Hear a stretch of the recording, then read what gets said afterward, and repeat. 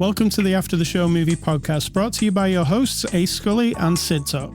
We're addicted to movies. Are you?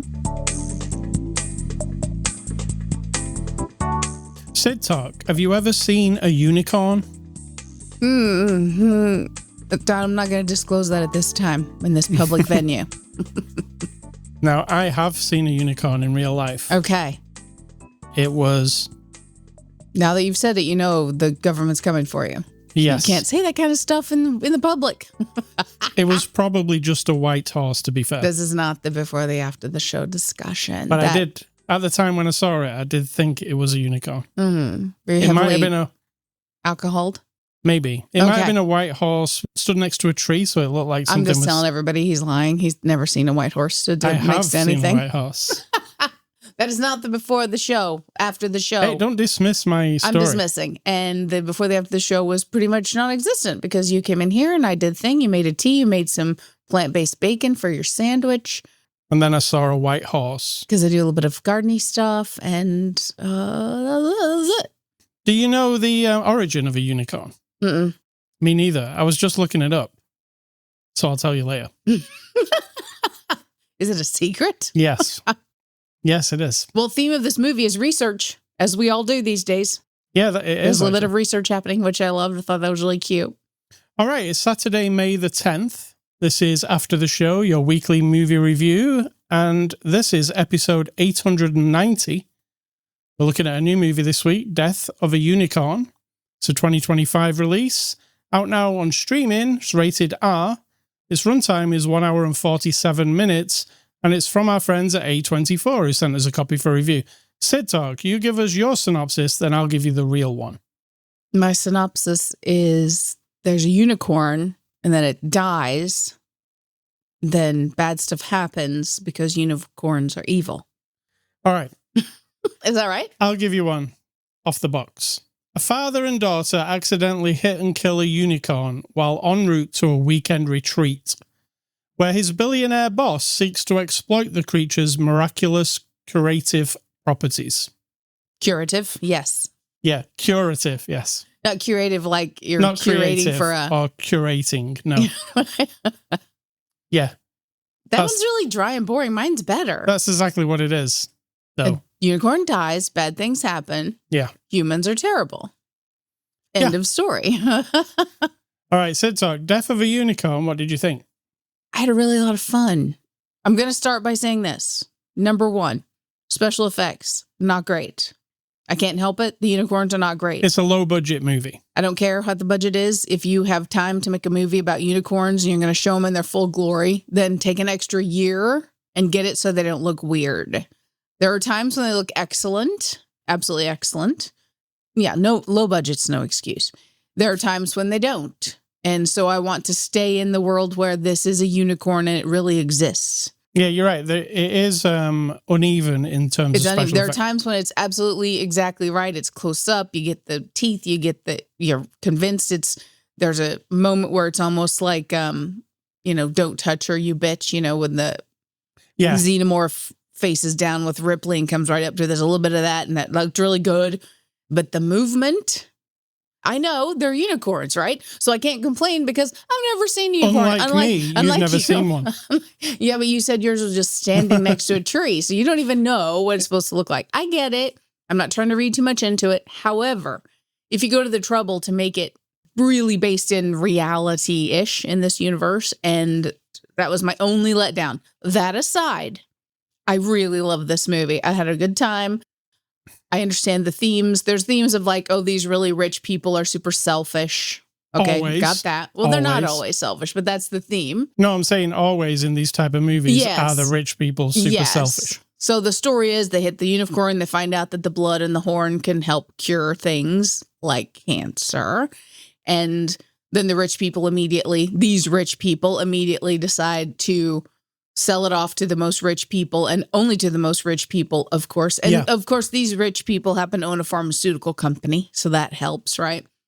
And so the theme is, do we do as much damage as we possibly can just under the guise of good for the humanity? Because this isn't going to be good for humanity. It's only going to be good for the people they choose, right? Right. That's like the underlying theme. And of course, that's popular in these kinds of stories. But then you've got the father-daughter theme, right? Yeah. You got a mother who passed away whenever. We don't know for sure when, a couple years ago. And then the girl who's in college and the dad have kind of drifted apart, it seems. And, they're trying to mend that. And then there's a theme of him trying to really, really push his career as a lawyer with these rich people instead of really listening to his daughter and paying attention to his family. And it's kind of layered, so it could feel a little bit much. Yeah. But I just really enjoyed it because of the people. Every single person I really enjoyed. One thing it reminded me of a bit was like Knives Out. Yeah. Because it's got that kind of... I thought it was going to be a mystery or something when we got to this house. Little sarcasm and stuff here and there. Yeah, and very caricature characters. They're a bit silly, let's say. At times, the rich people. They're funny, though. Primarily, this is a comedy, right? It's got horror elements. But I think it's like primarily horror with comedy elements. See, I was thinking the other way around. I mean, yes, there is horror. I can't help it if you're wrong. But it doesn't start until maybe... It's like the last half an hour, right? The horror. There's a big build-up to what happens, basically. When it does happen, yeah, like any of this kind of movie, the shit hits the fan. Blood is spilled, gore is... there's all kinds of stuff going on. It does homage lots of different movies. I was trying to spot them all. It does. I noticed a few. There was a Alien with the noise from the detector was the exact noise from Alien, right? But I don't know if it was the exact noise, but it was, because I just looked it up. Nice. But they use the exact noise. It's like a unicorn detector that they've got that finds magnetic fields.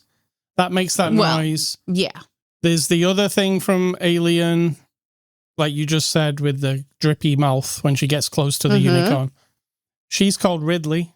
Duh. Ridley Scott. Got it. Oh. it nods at a lot of movies. Jurassic Park. There's definitely Jurassic Park nod at. Where they hid behind the counter and they're just looking around the corner and the unicorn's right there. I didn't get that one. That was a little bit flimsy. It's full of that stuff. Okay. There might have been a Shaun of the Dead reference because there's a Shaun of the Dead actress in this movie. It plays with what you already know about horror movies and stuff. And I thought it was fun. Absolutely. But ultimately, not satisfying really for me at the ending. Like it doesn't amount to a lot apart from preaching at us about doing harm instead of good. Yeah. Yeah. That's what movies like this are about, is a cautionary tale. That's it. There's one thing that stuck with me that the Will Poulter character said. When they realized, this dead unicorn is the cure for cancer, he said, cancer, what are they called? Like non-profits. They're all going down. Oh, yeah. And he was excited about that. Yeah. Like we don't have to deal with them anymore. Yeah. And then I was like, oh, yeah, that would happen. Or maybe those non-profits would pivot to be like, well, people still have cancer, so we're going to care for them. I mean, maybe they'll get cured, but there's a period of time. It's not an instant cure. But actually, it was an instant cure with this unicorn, right? Seemed to be, yes. Whatever you have, you're cured within an hour. Because she has acne on her face, the main character, Ridley. And she just wipes it off. And Paul Rudd has bad eyesight, and all of a sudden his glasses are blurry. He's like, whoa. Because here, let's tell the beginning of the story. They hit it with the car, and then it's not dead, and then he finishes the job with what looks like a putter? I don't know, a golf club? No, it was a tire iron. Yes, yeah. And so he bashes its head, sadly, and the blood spurts up onto his eyes. So his eyesight gets better, and... yeah, I knew that the acne was a thing because when we first meet them in the car, she's got like openly picked at zits clearly on both of her cheeks. I know what that is because I pick my own zits. I always have, always did. I mean, I'm 57, so I don't have many anymore. And I thought, those aren't there for just no reason. We're not going to have a beautiful young woman with pimples on her face the whole time. Something's going to happen to that. And that was the first thing. She wiped her face with a towel that had some blood on it from the unicorn. And it magically disappeared. So now we know the cure for acne. It seemed to be the cure for anything that we ail, anything. So I would have liked that to be more explored in the movie. It doesn't leave us, spoilers, it doesn't leave us at the end of the movie with we got something out of this as the human race. Oh, no, really doesn't. What we did get was our heroes are friends with the unicorns. Yeah, and one whole dead family and a whole dead bunch of people. I mean, spoiler alert, there's some death in this movie because it's A24. Yeah. And because they're not tiptoeing around the fact that in the story, we were talking about research earlier, because they see that it's a unicorn when they first hit it. She then goes on the internet and does a research and finds out that hundreds of years ago and thousands of years ago, people saw unicorns as monsters. And then there's this whole tapestry story that's painted, or whatever. Humans have tried to corral them in the past, tried to make them breed, because obviously they know they can cure everything. Unicorns are horrible, nasty creatures who stab them and kill them. And so she figures all that out. She's that person, right? We always got that person.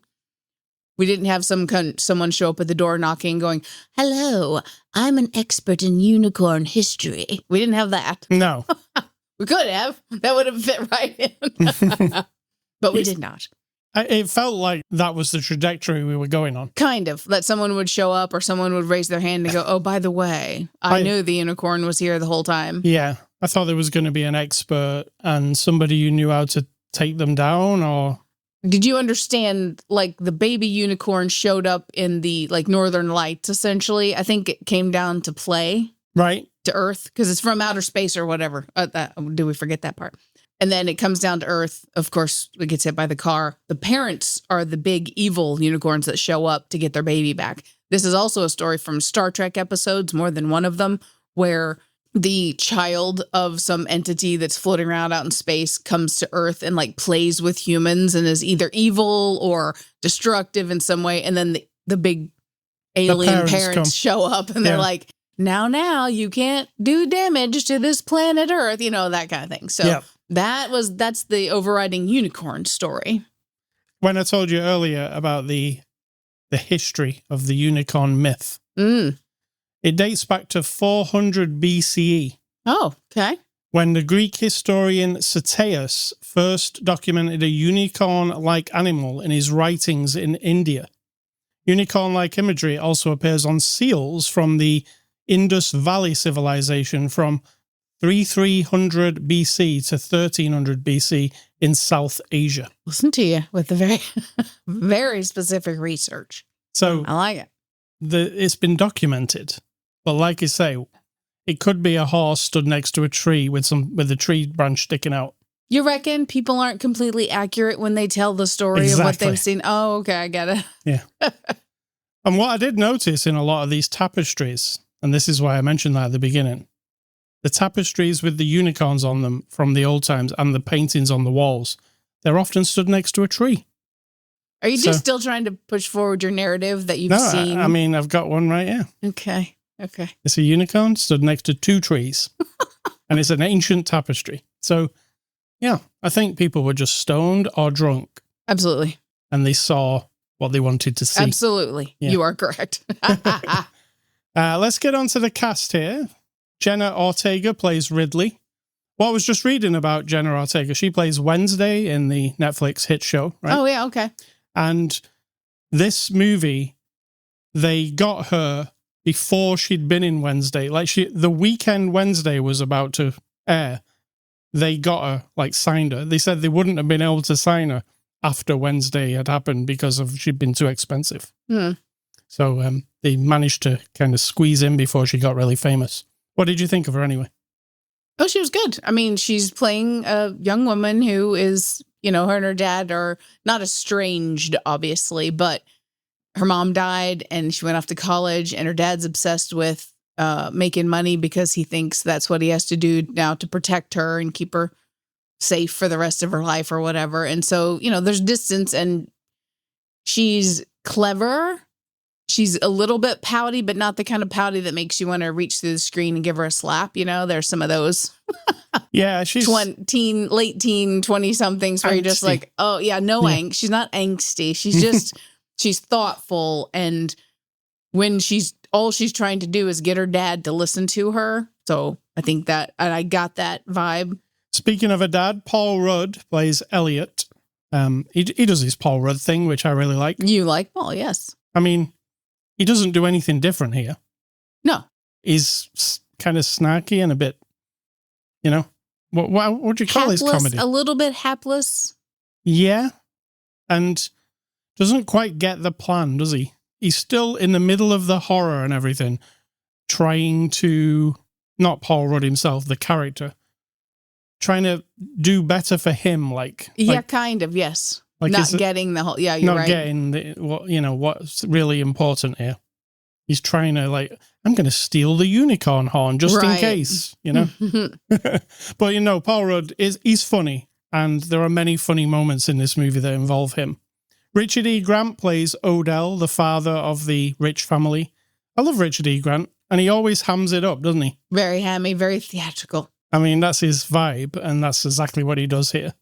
And the part where he goes off hunting the unicorn with his machine gun? He put himself into it completely. He's just like, ha ha ha, mustache twirl. Mustache twirling for sure. Thing. Yeah. Tia Leone plays Belinda. What do you reckon? You like her? I always liked Tia Leone. I don't know. I've never known why, but there was a TV show she was in a long time ago, and I liked that. And then I liked her in, I always forget the name of it, with the tidal wave. That one. Deep Impact. Deep Impact. I always liked that one, and I can't explain why. And there was definitely an Armageddon nod in this movie. What was it?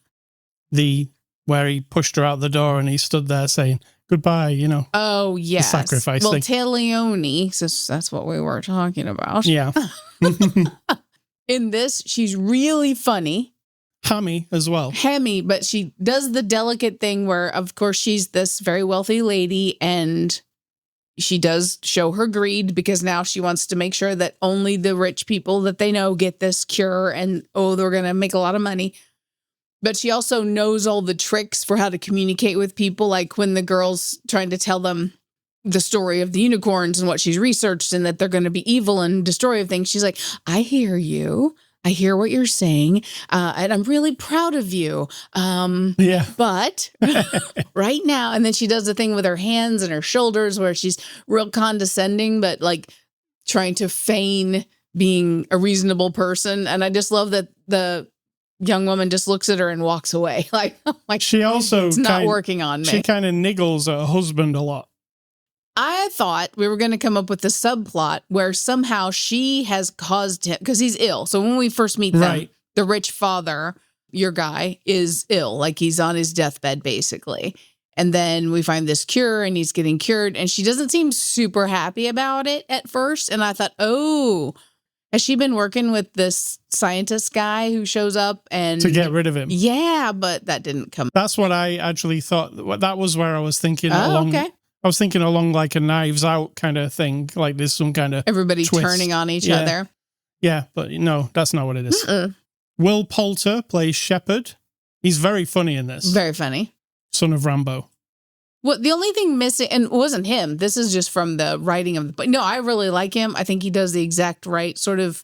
He understands what this character is for sure. Yeah, he's like the obnoxious, kind of entitled, smarmy son of these rich people. He's very unaware, and unfortunately, because what they end up doing is cutting off the horn of the dead baby, the quote unquote dead baby unicorn, and then they grind it up because I think that's the cure thing, and he snorts it as though it's a drug. Yeah, and then his eyeballs go all like university, like the universe looking galaxy thing. And then he gets all hyped up and thinks he's a genius. He can think really clearly, but they didn't really pursue, is that, it doesn't matter in the end. But I mean, that I would like a little, again, we don't have anyone around to explain to us. Maybe if they do a number 2, we can get there's a group of people out in the world somewhere who understand the unicorn situation. I almost felt, I know. I don't normally like to preach about getting a follow-up movie, but... Well, I know A24 don't generally make sequels, as you've noticed. They really don't.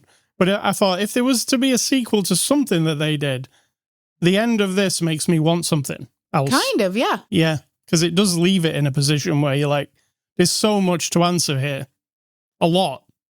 And the unicorns just running alongside them is not the answer. Right. And her being the pure-hearted one, the maiden who can calm them down, she's not the only person in the world who would want to do right by the unicorns and by humanity. Like, she would want to find a way. Right. So I feel like that's the direction it should go, maybe. We've got Anthony Carrigan as Griff. He's the butler, basically. The rich person's butler. He's a little bit underused, but he's also hilarious, though. It's funny that they just yell at him from wherever they are in the whole house. And like, Graff. He doesn't have like a walkie-talkie so you can get him wherever he is. They just yell full blast. Yes. Within a few seconds, he comes and does exactly what you asked for. At one point, Paul Rudd, they're having their breakfast, and he's put on this amazing spread. There's like fresh crab, and there's all displayed really beautifully, and there's all kinds of breads and everything or whatever. And then Paul Rudd goes, so is there no omelet bar? And he drops his head, the butler guy, like, sir, is this not enough for you? And then he walks away. And a few seconds later, in the middle of a completely inappropriate scene, he says, an omelet for you, sir. And he puts on an omelet. So he's there to do his job. I also like when he yells Griff really loud, and then he comes in and he says, get me a large format printer. Yeah. And then he just walks in with one. With a giant printer. It's very funny. So, yeah, I really like the Griff guy. You're right, underutilized, though. Yeah. But very funny when he does, because it's a whole joke. As soon as you know that he's been yelled and he'll do something, they do it over and over, don't they, throughout the movie. And Jessica Hines as Shaw. She's the lady from Shaun of the Dead. Also underused, but she does a good job because she's just good. Yeah, and she's not doing the funny thing, really. She's kind of serious. Well, she's funny as in she's the archetype kind of fixer lady. Like, she's the one who roams the grounds, and she's got the gun, and she's the bodyguard, basically, of the wealthy family. So, yeah, it's kind of comical how she does it. Directed by Alex Schaffman. It's his first feature film. What do you think of the directing? I think this is going to sound like an insult, but it's a compliment, I guess. I'm foreshadowing here, but it's kind of invisible. Yeah. Do you know what I mean? There's no stamp of design or specific. There's only one or two times where someone tried to be a little bit weird with the camera, like they put a GoPro or whatever the smallest camera they had on the cart when they're rolling out the dead baby unicorn. And I'm like, why are you doing that? Like, everything else has been like just you don't need a kitschy little, maybe that was another nod to another horror movie of some kind. I don't know. It's highly likely the way it was going. Right. But other than that, it's functional. It's got a few little tricks and things here and there, but it looks good. So between him and the art director and the cinematographer, the lighting people, it looks really good, other than the unicorns. And okay, so I do a little tiny bit of photography. Like, if a full-blown photographer is 100%, I'm at like 0.7 of one photographer. I know enough to be dangerous and to take really nice photos. I've done a couple of weddings, people I know who I love, who love me and love their photos. And I'll tell you right now, I do not put, what do you know what I'm going to say based on the look of this movie? Like a filter? A filter that looks like everyone has jaundice. Yeah, it does kind of have that, yeah. Golden yellow weirdness. And I don't know if that was to mark the time of day or because we're trying to make the special effects look better. So if we muddy up everybody and make it all look a little bit weird, and then you've got the big northern lights in the sky, which maybe they're trying to make it seem like that's making the lighting weird. It wasn't at the beginning. It sort of moved more to the end. And I just thought, oh, get rid of the dumb wedding filter or the family photo filter. It might have been to make the unicorns look better. Right. Or to match them all up. Right. So, yeah. Yeah, you're right, though. Because at the beginning, when they're on the plane and then they're driving in the car, it's just regular. It doesn't look weird.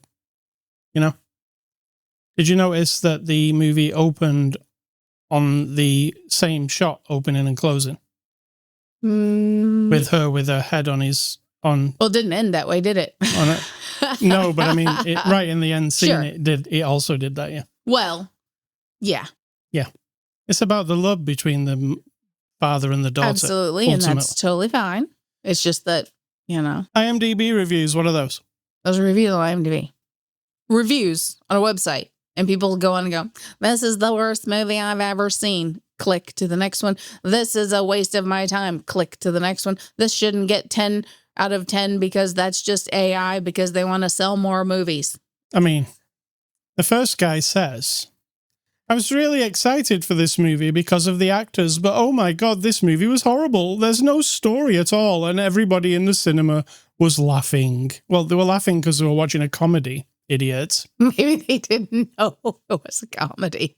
He says, if you want to watch a movie and get bored, watch this one. Okay. Oh, clever. Fair enough. Number 2 says, what is this?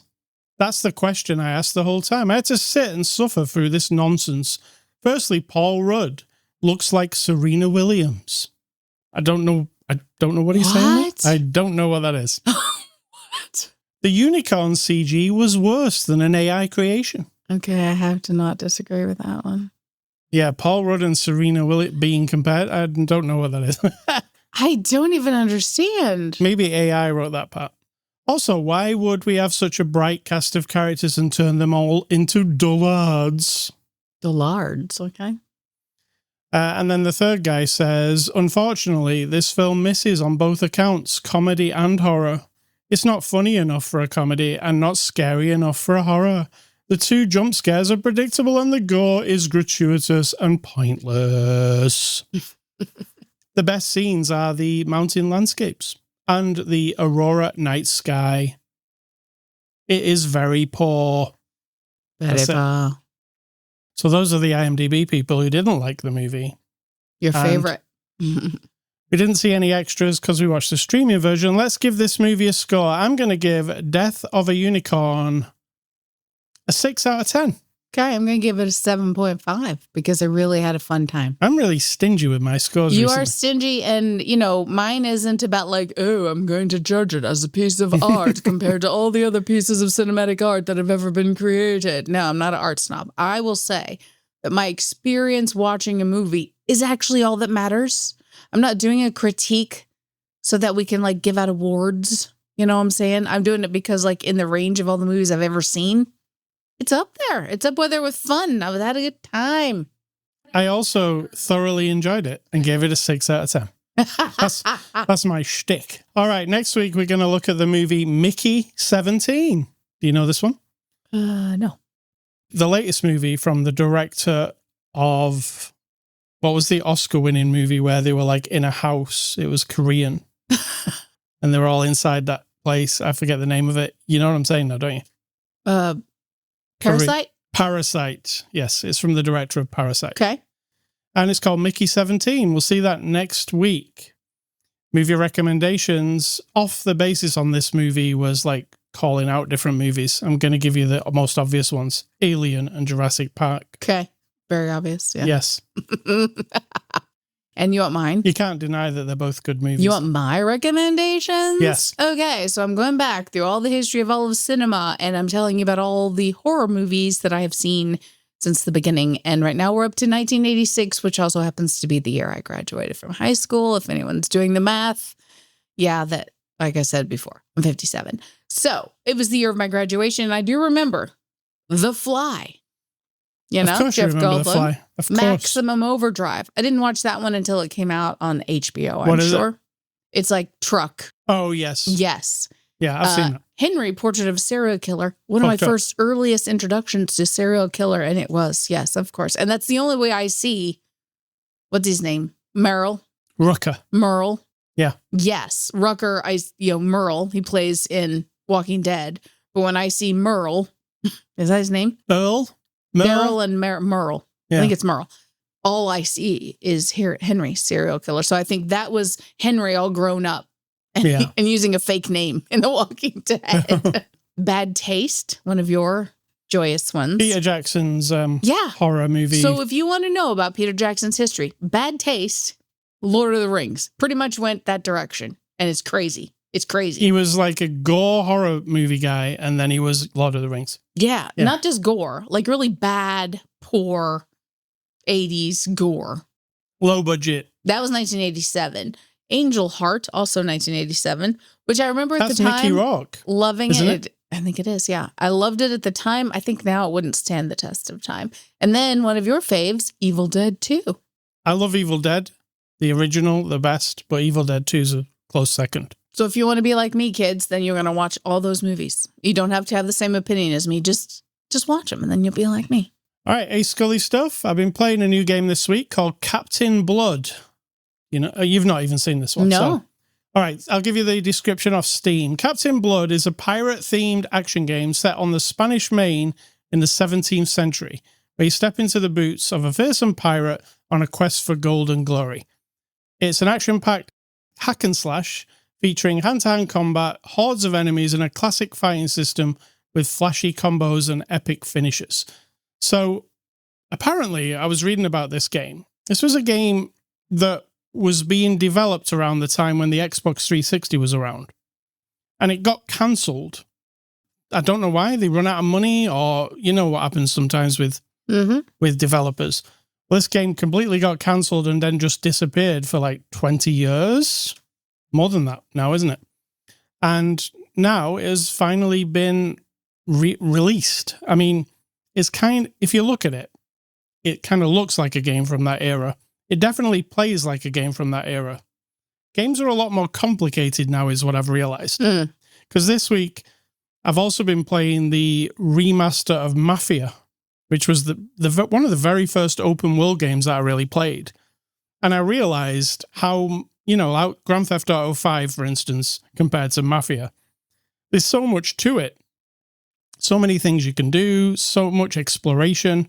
In Mafia, even though it's an open world, you basically go from A to B to C. Like, you're just following a line. There's no reason to explore. So, this game, Captain Blood, it's not an open world game. It's not that kind of thing. It's like during the 360 era, there were so many games getting released every week. And a lot of them were like this. I would also say PS2, PS3 era. And you're this pirate. It's combos and finishers. It's not a fighting game as such. You're walking along the screen is semi-3D. And then occasionally you get onto the pirate ship and you have pirate ship battles. And there's a story to it, but it's more, they say, graphic novel vibes in their description. But it's a lot less complicated than games used to be. You can tell it came from a certain era. Now, that's not a bad thing, because sometimes you just want to be a pirate, run around, fight stuff. You don't always need super complicated open world stuff. This is out now. I really like the graphics. Obviously, they didn't just take the game from whenever they were working on it, 2013, and then just dump it out. They made it modern, did all the graphics to 4K. It doesn't look like a modern game, but it does in a way. So it's out now. It's $22.49 on Steam. And it's I was trying to find a pirate term for it. What would be a pirate term? Arr. What would you come up with for a pirate term for a game? You mean I was going to say it's a rootin' tootin' good time, but that's not what pirates say. That is not. Pirates say something else, like scally me scurvy or some, I don't know. Scally me scurvy. You can stick with that. Yes. I think this Scally me scurvy. It's a good time. Okay. Captain Blood, you can get it now. It's on Steam. Sit Talk, what's for dinner? For dinner tonight, we're having the glorious Subway. Subway. That's it. And what's your advice? And let's get out of it. My advice is that it's not advice, first of all. But in life, a lot of times and I say we because I do it as well, think that the outcome, if we get a good outcome from a series of decisions we've made, right? Circumstance, you make decisions, and then in the end, things turn out okay. You think that because you do that, you see someone from a distance, someone else has a similar circumstance, you think your good outcome is going to be the same if they just do exactly what you did, right? Well, if you do this and you don't buy that, and you don't spend that money, and you don't go to that place, and you don't date that person, and you don't marry that guy, and you don't take that job or whatever, then this good thing will happen because that's what happened to me. Well, even if over time you watch and observe that this series of similar decisions and circumstances lead to okay outcomes, it doesn't mean that's the only option. That a reasonable, beneficial, good, happy, if you want to do happy, or neutral outcome to series of decisions in our lives, there are too many variables for anybody to decide that the decisions you're making right now are going to end up bad because they don't know and you don't know. There's some reasonable predictions you can make about some specific things, sure. But even then, who fuck knows, right? Anything can happen in life. And if you choose one day to go pick up a guy from the airport who flew in from England and your mother says, don't go meet him. He's probably an axe killer, an axe murderer. Is what my mother said about you. You can't just go by yourself. I know. She always thought that was funny. Rude. But I did. And there you are. Now, the first time I got married, I met somebody who was also a person from another country and made the same kind of series of decisions. And that wasn't great. So I made two different outcomes from a similar-ish set of circumstances and decisions, right? No one could predict that you and I would still be married 25 years later. Well, they could. They could just say, you could say it. And they could say it. They couldn't necessarily correctly predict the future, right? So every time someone knocks you back or down or puts you down or makes you feel like you're doing the wrong things because they've decided after you do some decisions and a little bit of time passes and you do this, that, and the other, well, you're just going to end up losing or you're not going to make any money or it's all going to be a big loss or it's all going to fail. Well, they don't know. They actually don't know. And I don't give a shit if it's your parent or your grandparent or your children or your best friend. I don't care. Who they are in your life doesn't give their predictive powers any more validity. It just means they've lived and they've experienced things and they might, if you give advice, like, hey, if you want to know, this is what I did. These are the series of things you might want to make decisions about. And guess what? You just keep making decisions and we'll conquer whatever happens, right? That's kind of the best way to approach it. But that's it. That's it. All right. Thank you very much. Sure. ascully.com. That's the place you can go to get this podcast. You can also find us on social media, Twitter, Instagram, Blue Sky. And that's it. That's all we are. Sid Talks on Facebook. I'm not, because I hate it. You can also catch the podcast on Spotify, iTunes, Amazon Music, YouTube, anywhere that podcasts are available. Email feedback to me, ascully@ascully.com. Don't email Sid Talk. She doesn't want your email. Congratulations to the winners of last week's competition. You have your digital codes and you're probably watching the movie now. And Sid Talk, stay classy, Mr. Paul Rudd, Ant-Man. And then thanks. And I'm going to say think for yourself, because if you're not doing it, someone's doing it for you.